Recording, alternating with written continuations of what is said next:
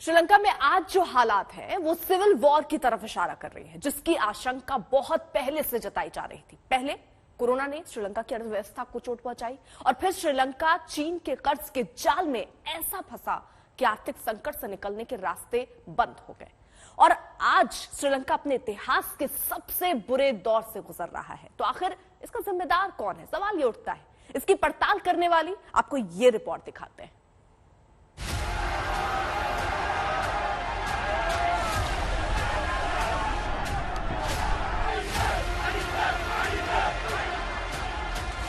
श्रीलंका अब दिवालिया हो चुका है, जिसके साइड इफेक्ट्स अब सामने आ रहे हैं। स्थिति इतनी खराब हो चुकी है कि श्रीलंका के सामने 1948 में मिली आजादी के बाद से अब तक का सबसे गंभीर संकट और सबसे बुरा दौर चल रहा है।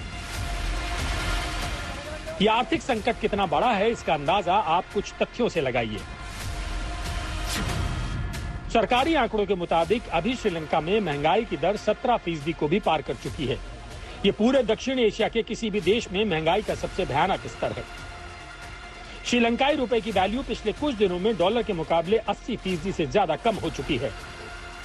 मार्च में श्रीलंका में $1 की कीमत 201 श्रीलंकाई रुपए थी, जो अब 360 श्रीलंकाई रुपए पर आ चुकी है। श्रीलंका के सरकारी आंकड़े बताते हैं कि अप्रैल 2021 तक श्रीलंका के ऊपर कुल $35 अरब का विदेशी कर्ज था, जो एक साल में बढ़कर अब $51 अरब पर पहुंच चुका है। श्रीलंका के पास पैसों की इतनी भारी कमी हो चुकी है कि सेंट्रल बैंक ऑफ श्रीलंका को अपने पास रखे गोल्ड रिजर्व में से आधा बेचना पड़ा है। श्रीलंका के केंद्रीय बैंक के पास 2021 की शुरुआत में 6.69 टन सोने का भंडार था, जिसमें से 3.6 टन सोना बेचा जा चुका है।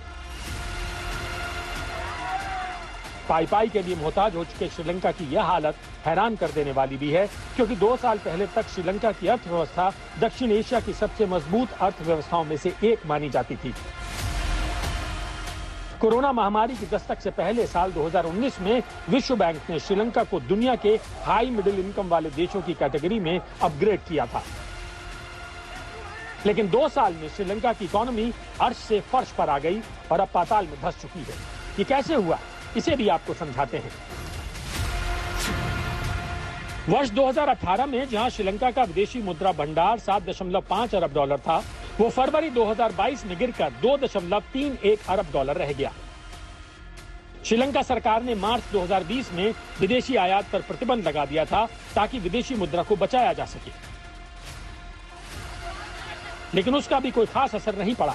उल्टे विदेशी आयात पर बैन लगाने की वजह से श्रीलंका में जरूरी सामानों की कमी हो गई। श्रीलंका अपनी बुनियादी खाद्य आपूर्ति जैसे चीनी, डेयरी उत्पाद, गेहूं और दवाओं की डिमांड को पूरा करने के लिए आयात पर बहुत ज्यादा निर्भर है। इसके अलावा श्रीलंका सरकार ने जब विदेशी आयात पर प्रतिबंध लगाया तो रासायनिक खाद की कमी हो गई, जिसके बाद सरकार ने पूरे श्रीलंका में जैविक खेती को अनिवार्य बना दिया।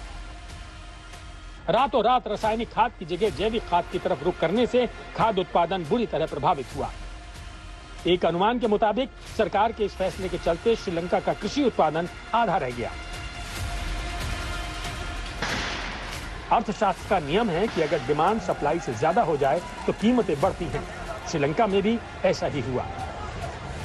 विदेशी आयात पर प्रतिबंध और जैविक खेती की वजह से सामान की कमी हुई और कीमतें इतनी ज्यादा आउट ऑफ कंट्रोल हो गईं कि श्रीलंका में आर्थिक आपातकाल की नौबत आ गई।